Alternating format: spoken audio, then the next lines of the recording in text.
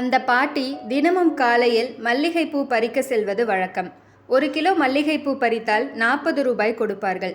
அந்த பாட்டியால் எவ்வளவு பறிக்க முடியுமோ அவ்வளவு பறித்து அவர்கள் கொடுக்கும் பணத்தை பெற்றுக்கொண்டு ஆட்டுக்குட்டிகளுக்கு குழைகளை பறித்து கட்டாக கட்டி தலையில் வைத்து கொண்டு வருவாங்க. வீட்டிற்கு வருவதற்கு சாயங்காலம் ஆகிவிடும்.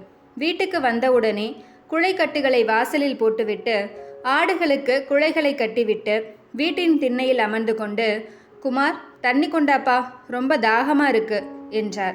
இந்தா பாட்டி, தண்ணி நல்லா குடி. என் ராசா. பாட்டி, எனக்கு ரொட்டி வாங்க காசு கொடு. இந்தாடா 10 ரூபாய் வச்சுக்க என்று தன் சுருக்கு பையில் இருந்த காசை எடுத்து குமாருக்கு கொடுத்தார். பாட்டி, எனக்கு அந்த சில்லற காசும் சேர்த்து கொடு, வேணும் என்றான்.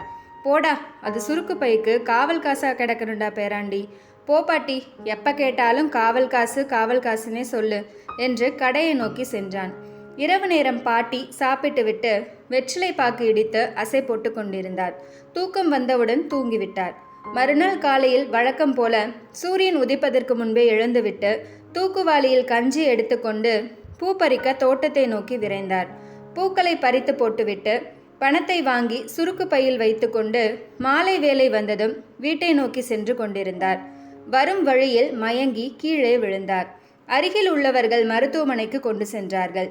வரும் வழியிலேயே மாரடைப்பால் பாட்டியின் உயிர் பிரிந்துவிட்டது என்று மருத்துவர்கள் கூறினார்கள். பாட்டியினுடைய சடலத்தை வீட்டிற்கு எடுத்துக்கொண்டு வந்து அவருடைய நாற்காலியின் வீட்டின் முற்றத்தில் அமர வைத்து அவர்களுக்கு செய்ய வேண்டிய சடங்கினை செய்ய ஆரம்பித்தார்கள்.